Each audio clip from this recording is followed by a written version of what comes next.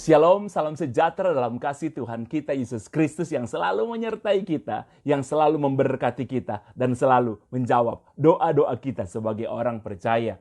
Bapak Ibu yang diberkati Tuhan, saudara-saudariku yang diberkati Tuhan, kita berjumpa lagi dalam sharing firman-Mu pelita bagi kakiku. Mari kita buka firman Tuhan hari ini, masih pembacaan seperti Selasa yang kemarin yang akan saya lanjutkan pembahasannya dalam Hagai pasal yang kedua, ayat yang keempat sampai ayat yang kelima. Firman Tuhan mengatakan demikian, tetapi sekarang kuatkanlah hatimu, hai Serubabel. Demikianlah firman Tuhan, kuatkanlah hatimu, hai Yosua bin Yosadak, imam besar. Kuatkanlah hatimu, hai segala rakyat negeri. Saudara, dalam satu ayat ada 3 perkataan yang mengatakan kuatkanlah hatimu. Pertama untuk Serubabel, kemudian untuk Yosua, dan kepada seluruh rakyat. Yang rakyat yang dimaksud di sini adalah orang Israel pada waktu itu. Saudara, ketika itu bangsa Israel ingin membangun bait suci yang telah diruntuhkan. Bait suci pertama dibangun Salomo, kemudian diruntuhkan. Kemudian saudara, ketika bangsa ini tercerai-berai ke sana kemari, mereka ditawan, dan ada kerinduan bagi mereka untuk kembali membangun bait suci. Kalau melihat keadaan mereka pada waktu itu nggak mungkin. Tapi firman Tuhan katakan kepada Serubabel, kepada Yosua, dan semua rakyat yang ada, kuatkanlah hatimu. Apa arti kuatkanlah hatimu? Saudara, kita manusia punya keterbatasan. Mungkin saudara sedang menghadapi sebuah kenyataan dan saudara mau begini, saya udah gak kuat. Ada hal di dalam keluarga, di dalam kehidupan, di dalam pelayanan, ada banyak masalah, ada banyak hal-hal di sekitar kita yang membuat kita mengatakan begini, saya udah gak kuat. Tapi firman Tuhan mengatakan, kuatkanlah hatimu. Tuhan mendorong kita di keadaan semacam ini untuk menguatkan hati kita. Berarti sebegini, kita udah gak kuat. Tapi kita harus memperkuat hati kita untuk menghadapi semua hal yang harus kita hadapi. Jadi hati kita itu level up. Ya, hati kita itu meningkat, saudara. Kita tingkatkan iman kita. Kita tingkatkan iman percaya kita. Ayo kuatkan hati. Kalau hati saudara mungkin bilang begini, saya udah gak sanggup Pak Pendeta. Ayo kuatkan hatimu hari ini. Menghadapi semua yang ada. Kalau minggu yang lalu Selasa yang lalu saya mengatakan kepada saudara, orang-orang yang kami layani, saudara, sudah ada 4 orang yang meninggal dunia. Dan semua ini kepala keluarga. Pencari nafkah dalam keluarga. Mereka meninggalkan keluarga, istri dan anak-anak. Tergoncang semua keluarga yang ada, saudara. Dan saya kasih update yang terbaru, saudara. Sampai Selasa ini totalnya sudah ada 7. Jadi ada tambahan 3 lagi yang meninggal. Gak gampang menghadapi kenyataan seperti ini, saudara. Sangat-sangat terlalu gak gampang. Dan ada banyak klaster keluarga, saudara. Ada banyak klaster keluarga yang mereka share apa yang sedang mereka alami. Satu keluarga, saudara, terkena COVID. Saudara, salah satu yang membuat kebanyakan saudara ketika kita menghadapi kehilangan orang yang kita kasihi. Kita menghadapi COVID yang sampai hari ini saudara belum bisa selesai. Kadang-kadang saudara mental kita itu jatuh. Hati kita itu nggak kuat. Kita takut dan lain sebagainya. Firman Tuhan berkata begini, jangan takut dan kuatkan hati. Jadi kalau saudara sudah nggak sanggup, saudara harus meningkatkan hati saudara. Saudara harus kuat menghadapi apa yang sedang saudara hadapi hari ini. Ayo kuatkan hati saudara.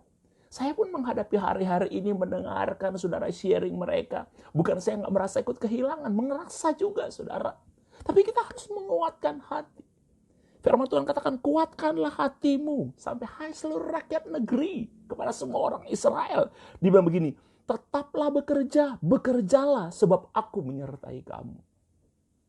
Saudara, kalau kita masih diberi kesempatan Tuhan untuk hidup hari ini, tetap lakukan apa yang harus kita lakukan. Anda sebagai bisnismen, di tengah-tengah situasi kayak gini, ada lagi PSBB selanjutnya yang sedang terjadi di Jawa Bali, itu mungkin memperkecil kemampuan bisnis saudara, kerja dan lain sebagainya. Tapi firman Tuhan katakan saudara, tetaplah bekerja. Apapun pekerjaan saudara, apapun bisnis saudara, saudara harus tetap bekerja di tengah-tengah keadaan apapun. Saya ingin mengatakan kepada saudara, firman Tuhan mengatakan kepada orang Israel, walaupun waktu itu nggak mungkin, mereka membangun bait suci yang kedua. Bait suci pertama dibangun oleh Salomo dan diruntuhkan, dan keadaan bangsa Israel mereka adalah bangsa tawanan. Mereka adalah bangsa budak pada waktu itu. Tidak mungkin membangun bait suci yang megah. Sesuai dengan harapan mereka, aturan yang ada. Tapi Tuhan katakan kepada mereka, ya, kepada imam besar, kepada Yosada, kalian terus bekerja. Ya, seluruh negeri terus bekerja. Aku menyertai. Saudara terus lakukan apa yang harus saudara lakukan. Saya sebagai seorang pelayan, saya tetap harus melayani apapun yang terjadi, saudara. Soal hasil itu serahkan kepada Tuhan. Teruslah bekerja. Soal hasil itu serahkan kepada Tuhan. Saya ingin menceritakan kembali kepada saudara. Saya mengatakan kepada saudara, saya punya 4 orang pendoa. Tetapi dulu saudara, saya punya 5 orang pendoa. Salah satu orang pendoa yang paling senior, saudara, beberapa tahun yang lalu, Oma ini meninggal dalam usia 89 tahun dengan 9 orang anak, 9 orang mantu, dan 23 orang cucu. Saudara, apa yang terjadi? Oma ini pernah sharing kepada saya, dia pernah cerita kepada saya, ketika suaminya meninggal, saudara. Ketika suaminya meninggalkan 9 orang anak. 9 orang anak.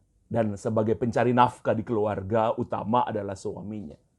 Oma ini bukan pencari nafkah, dia hanya seorang istri yang menjadi penolong bagi suaminya dan yang mengurus semua anak-anaknya. 9 orang anak. Dan ketika dia kehilangan suaminya, saudara, waktu dia kehilangan suaminya, anak yang paling besar, saudara, masih status sebagai mahasiswa. Wow. Saudara, dia nggak tahu awalnya apa yang harus dia lakukan. Oma ini nggak tahu apa yang harus lakukan. Tapi saudara tahu, dia tahu. Walaupun dia sendiri, tapi dia disertai oleh Tuhan. Oma ini sejak dia muda, dia seorang pendoa. Dia cuma berdoa minta hikmat dari Tuhan. Dia sedih, dia sangat terpukul. Bahkan anaknya yang paling tua bilang, "Ma, saya berhenti bekerja aja. Saya berhenti sekolah aja. Biar saya bantu mama untuk mencari uang." Tapi saudara, mamanya bilang begini, Oma itu bilang begini katanya kepada anak-anaknya. "Papa dan mama sudah sepakat. Semua anak-anak papa dan mama itu harus S1, harus insinyur, harus S1. Pokoknya harus S1 baru boleh bekerja. Biar mama yang bekerja." Itu nggak mudah. Dan dia nggak punya kemampuan, saudara, untuk bisa bekerja, punya kemampuan khusus. Dan ketika Oma itu meminta hikmat daripada Tuhan, apa yang Oma ini lakukan? Dia punya kemampuan untuk masak, tapi sekedar. Akhirnya dia masak, tapi itu nggak cukup. Dia jual. Dan Tuhan memberikan hikmat kepada dia, saudara, untuk menjadi seorang yang bekerja. Jadi begini, dia datang dari rumah ke rumah. Dan dia menawarkan tenaganya, saudara, untuk cuci baju. Jadi istilahnya laundry berjalan mungkin kalau zaman sekarang, saudara. Belum ada mungkin yang melakukan pekerjaan semacam itu pada waktu itu. Jadi berkeliling ke rumah-rumah. Dia menawarkan kalau ada baju yang kotor, berapa waktu sekali dia akan datang, dia akan mencuci. Karena cuma itu kemampuan yang dia miliki. Dia akan cuci dan bayarnya terserah. Ada yang menolak tapi ada yang menerima, saudara. Dan Oma itu melakukan tugas seperti itu. Jadi dia membesarkan anak-anaknya. 9 orang anak. Dia kuliahkan anak-anaknya. 9-nya akhirnya jadi S1 semua, saudara. Ada yang sarjana, ada yang insinyur. 9-9-nya. Dengan cara, saudara, kalau ketika bahkan anaknya sudah mulai katanya bekerja, yang ada udah lulus kuliah dan mulai bekerja, Oma itu tetap melakukan tugasnya, saudara. Dia terus bekerja. Dia sedih ketika kehilangan suaminya, meninggalkan 9 orang anak. Tapi dia terus bekerja. Karena Tuhan bilang begini, seperti apa di sini. Teruslah bekerja, sebab aku menyertai kamu. Soal pekerjaan kita sesederhana apapun yang kita mampu, saudara. Tuhan bilang, teruslah bekerja, aku menyertai kamu. Jadi ada orang-orang yang bisa memberkati Oma ini. Sehingga 9 anaknya, saudara, bisa menjadi seorang sarjana. Gak mudah hari-hari yang dia hadapi. Tapi dia bilang selalu kepada saya, kenapa akhirnya dia menjadi seorang pendoa. Bahkan dia berdoa kepada beberapa hamba Tuhan. Dan Oma ini orang pertama yang saya hanya kenal dia di beberapa ibadah. Dan dia datang kepada saya dan dia mengatakan begini, "Pak Nixon, saya ingin menjadi pendoa pribadi buat Pak Nixon."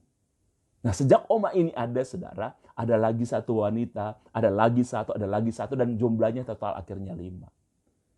Saudara, Oma ini meninggal ketika dia berumur 89 tahun, mau 90. Meninggalkan 9 orang anak, 9 orang mantu, dan 9 orang cucu. Dia berjuang dengan sangat-sangat luar biasa. Dan ketika Oma ini akan meninggal, saudara, Dia kumpulkan seluruh anak-anaknya. Dia kumpulkan seluruh menantunya. Dia kumpulkan seluruh cucu-cucunya. Mereka datang semua, saudara, bersama-sama. Dan indah sekali. Dan saya belajar, saudara, kebanyakan orang benar, saudara, mereka ketika mereka akan pergi, mereka tidak menatap kematian dengan ketakutan. Mereka menatap kematian dengan sukacita. Karena ketika oma ini kan, dan kebanyakan yang saya tahu, orang, saudara, ketika orang benar, orang yang dekat dengan Tuhan, ketika dia akan pergi, dia tahu kapan dia pergi. Apakah itu pendeta, apakah itu jemaat biasa, tapi kebanyakan mereka tahu kapan mereka akan pergi. Jadi ketika oma itu kumpulkan, oma itu bilang kepada anak-anaknya, beberapa waktu yang lalu mama ketemu dengan Tuhan Yesus, dan Tuhan Yesus bilang, sudah waktunya mama untuk kembali ke surga. Jadi mamanya ajak semua anak-anaknya, mereka nangis, saudara. Tapi oma itu bilang begini, jangan nangis. Jangan nangis. Oke.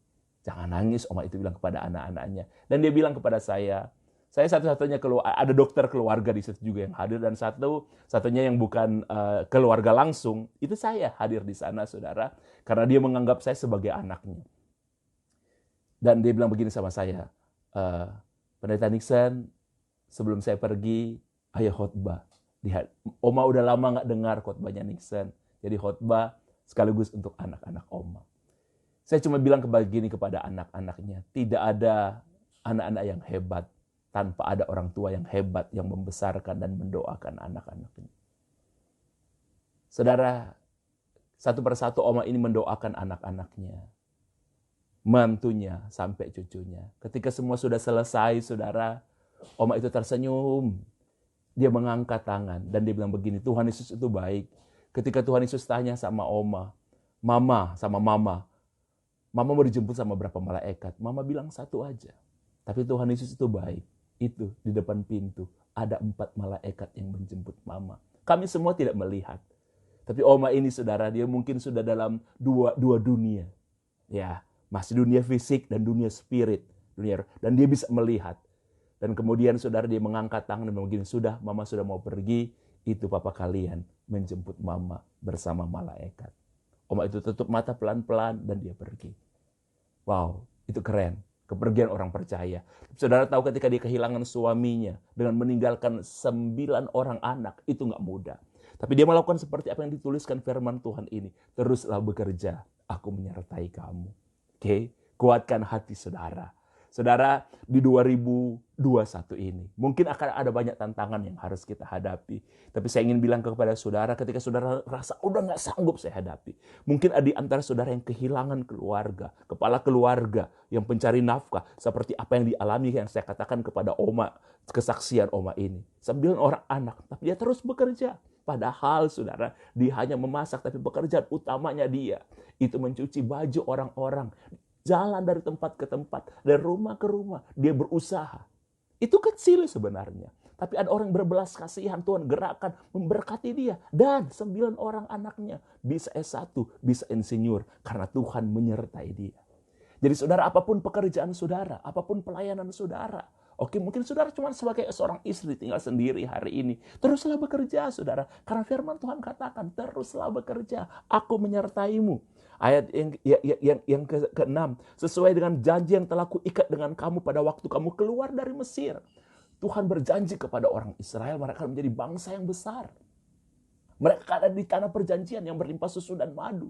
Tapi beberapa kali orang Israel, saudara, mengalami, saudara, mereka menjadi budak.